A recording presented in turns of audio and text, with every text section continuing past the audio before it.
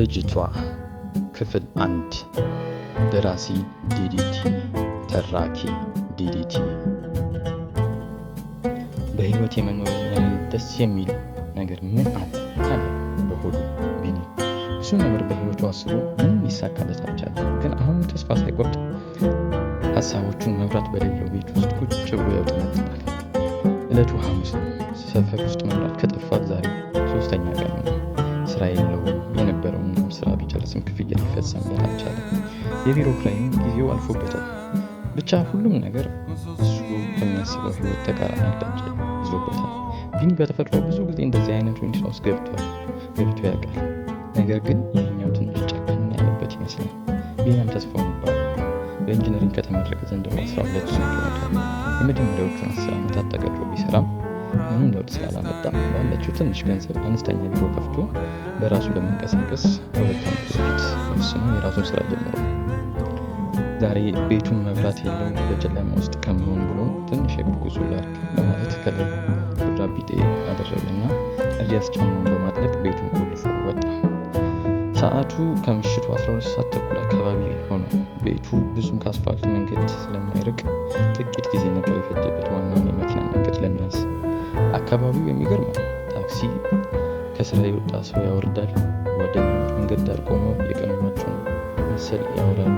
ህገወጥ ነጋዴዎች የያዙትን ዕቃ በዘንቢል መሰል ሸራ ይዘው ገዢ ፍለጋ ይጮሃሉ።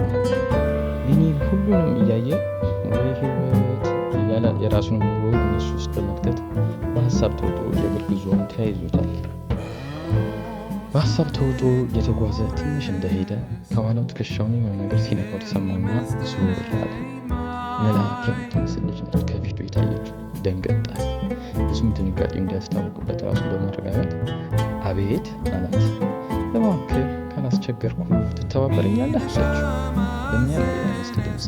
በሆዱ አንቺን ለመሰለች ቆንጆ መሬትም ሆንልሻለሁ እያለ ምን ነው ሰላም ነሽ ብሎ ጠየቃት። ረጋ ብሎ ልጅቷ መጀመሪያ የነበራትን ድፍረት ቀስ እያለ ሲሸረሸር ምንም ሳትናገር ለትንሽ ጊዜ ዝም ብላ ስታየው የምትጠይቀው ነገር ከበድ ያለ እንደሆነ ጠረጠረና እንድትረጋጋ በማለት ነይ እንሂድ እየሄድሽ ትነግሪኛለሽ ብሎ ትከሻዋን ወደፊት ገፋ አድርጎ ከጎኑ እንድትራመድ አደረጋት። እሷም አላንገራገረች፣ መራመድ ጀመሩ።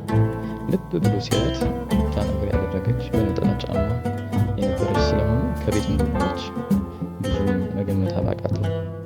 ወሬ ለመጀመሪያ ያህል ፊቷ ላይ ፍርሃት ነገር ስላለ እንድትረጋጋ ብሎ ከቤት ተባራሽ ነው እንዲህ ወጣሽው ወይስ አከራይሽ የቤት ኪራይ አምጪ ሲሉሽ አምጥተሻቸው ወጥተሽ ነው በማለት ፈገግ ብሏለት ቀስ እያለች የፍርሃቷና ዘንቃጭ እየለቀቃት ሲሄድ ታየ። እሱም ቢሆን ምንም የሚያውቃትን በሀያዎቹ አጋማሽ የምትገመት ቆንጆ ወጣት ደንብራ ትታው እንድትሄድ አልፈለግም። ተከራይቼ እንደምኖር በማወቅ እዚሁ ሰፈር ነው የምትኖረው ማለት ጥሩነቱ እሱ የሚኖርበት ቤት ከአስፋልቱ ብዙ ስለማይርቅና ከርቀት ለምልክት የሚሆን አረንጓዴ ታንከር ስለተሰቀለበት የበለጠ ጥሩ ስሜት እንዲሰማት ብሎ ያ አረንጓዴ ታንከር እኔ የተከልኩት ነው። ብዙም ውሃ ስለማላጠጣ አሁን እየከሳ ነው መሰለኝ ይታይሻል። ያ ነው እኔ የምኖርበት ቤት አላት ፈገግ ብለው። አሁን ስሜቷ እየተሻሻለ ዘና እያለች እየመጣች ነው። እሷም በበኩሏ ወሬው ጉዞውም እየተመቻት ስለመጣ ወይ ወንዶች ስትባሉ መትከል እንጂ መንከባከብ አትወዱም፣ አንተም ያው ነህ መሰለኝ ብላ ፈገግ አለች። አሁን በደንብ ወሬውን ለዛ ማስያዝ አለብኝ አለ ቢኒ። አንቺ ባለጌ ሌላው ጉድ ሰራሽና ሁሉንም ወንድ እንዳንተ ታደርጊያለሽ ብሎ ቀጥ ብሎ ሳቀባት። ባላሰበችው መንገድ ወሬዋን ስለተረዳት ትንሽ አፍረት ቢጤ ቢጫናትም ግን የወሬው ለዛ ስለተመቻት እሷም አብሯ ሳቀችና አንገቷን ያፍራት ዝቅ አደረገች። ለተወሰኑ እርምጃዎች ሁለቱም በዝምታ ጉዟቸውን ቀጠሉ። ቢኒ ያስባል፣ እሷም በራሱ ሀሳብ ውስጥ ገባች። ትንሽ እንደሄዱ ቢኒ ዝምታውን ለመስበር ብሎ ግን እንደዛ ጀርባዬ እስኪጎብጥ ጠርተሽኝ ማለት ያው መተሽኝ ብል ይቀላል፣ ግን አልነገርሽኝም እኮ ጉዳይሽን። ወይስ የታንከሩ ነገር አሳሰበሽ? እሱን እንደዛ ያደረገ እኔን ምን ሊጠቅመኝ ነው ብለሽ ነው የተውሽው ጉዳይሽን አላት። ብዙ ጊዜ አልወሰደችም። እኔም እዛው እናንተ ሰፈር ነኝ። 1-2 ቅየስ ወደ ውስጥ ገባ ቢል ነው የእኛ ቤት። እኛ ጋር መብራት የለም። ከስራ መጥቼ ራስ ልሰራ ስል በምን ልስራ አለችው ፊቷን የመገረም ምልክት በማሳየት። እና አለት ቀጣዩን ወሬዋን ለመስማት በመቸኮል እኔ ምግብ ቤት ብቻዬን ገብቼ በልቼ አላውቅም። በጣም ደግሞ ርቦኛል፣ ስራ በዝቶብኝ ነው ያልኩት ብላ ፊቷን የድካም ስሜት አሳየች። አዘነላት። ተቀጥሮ የሰራባቸውን 10 ዓመታት አስታወሰች። ከስራ ምግብ ለማብሰል ሲሰናዳ ስንት ጊዜ መብራት እንደጠፋበት እሱና ፈጣሪ ናቸው። ይሄ አሁን ብርቅ ሆኖ እንደዛ ደንግጥሽ ነበር? ያኔ ስንት ቀን ጾሜን አድሬያለሁ አላት። ብቻህን ነው እንዲህ የምትኖረው አለች። የድፍረት ንግግር እንደሆነ ግን የተረዳችው ቃላቶቿ ካፏ ከወጡ በኋላ ነበር። እንደማፈር አለች። ሁኔታውን በደንብ ተገንዝቦታል። እሷም ብቸኛ እንደሆነች መጠየቅ አላስፈለገውም። ሀፍረቷን ቶሎ ለማጥፋት ብሎ አንዳንዴ ምግብ ሰርታ የምታበላኝ አላጣም፣ አትቆይም እንጂ ብሎ ፈገግ አለ።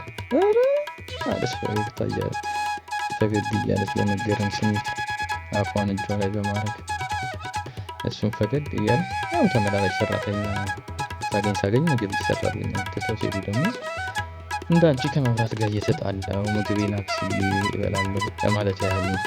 አንቺ እናቴ ምን ነው እንደ ጃፖን የሚቀያይረውን ያጋጠመኝ እያልሽ ነው ይሄን በሆድሽ ብሎ ቀጥ ብሎ ሳቀች። የብሽቀት ፊት እያሳየች ከፊቱ የበለጠ ሰውነቷ ነፃ ሲሆን እየተሰማት አንተ ቀልደኛ ነህ። አሁን ድንገት መንገድ ላይ ሳይ ቤተ ብዙም አዲስ ስለሚሆኑ እዚህ ተፈልግ ስለሆንክ ካልደበረህ እራት እንድታባለን ብዬ ነው የነካው ማለት የደበደብኩ ብሎ በገሯ እሷን ከፍ ብላ ሳቀችበት። ኦሆ ያሁሉ ድብደባ እራት አብረን እንብላ ለማለት ነው ብሎ ሳቀ። እሷም ሳቀች። እኔ ግን በልቼ ነው የወጣሁት። ባይሆን በእነዚህ ያለምበት ብትሽ እግር ላይ ቢወድቅ የሚሰበር ብሸት ስትጎርሽ ግን ባይ አልጠላም አላት ፈገግ ብሎ። አሁን በመገረም እጇን አልባለ በማለት ያበት እይታ አየችው። እሱም እውነቴን ነው በሚል እይታና ደስ በሚል ፈገግታ መለሰላት። አይዞህ እኔ ነኝ የምከፍለው ብትበላም ብታይኝም እሺ ብላ የአሽሙር ፈገግታ አሳየችው። ወደሽ ነው ታዲያ ዝም ብለሽ ከመንገድ ላይ ይዘሽኝ ምግብ ቤት አስገብተሽ የምታስከፊኝ ጀልማ አይደለሁም ማለት በፍቅር ተቀበለናል። በወጉ ግን ለአንቺማ አይደለም ምግብ ህይወትን ብሰጥሽ የሚያትቆጭ ልጅ ነሽ በማለት ትንሽ ተሳሳሉ። እሺ ምንድነው ማለት የት ምግብ ቤት መግባት እንዳለብን ለመወሰን ነው ብሎም እሷን ለመስማት የጓጓ በመሰለ ፊት አያት። እንጀራ ነገር እንኳን ይቅርብኝ፣ በርገር ወይ ፒዛ ቤት ያለ አይደለ እዚህ ሰፈር እያለ ስታወራ ከት ብሎ እያሳቀ አቋረጣት። አውቄው ነበር የበርገር ጀግና እንደሆንሽ ብዙ ቀጠን ያሉ ሴቶች እንደዚህ ናቸው። ወይ ምግብ አትመርጡ ወይ በልታችሁ አታስመዘግኑ ብሎ ሳቀባ። ሁለቱም እየተሳሳቁ አቅራቢያቸው ወደሚገኙ የበርገር ቤት ገቡ።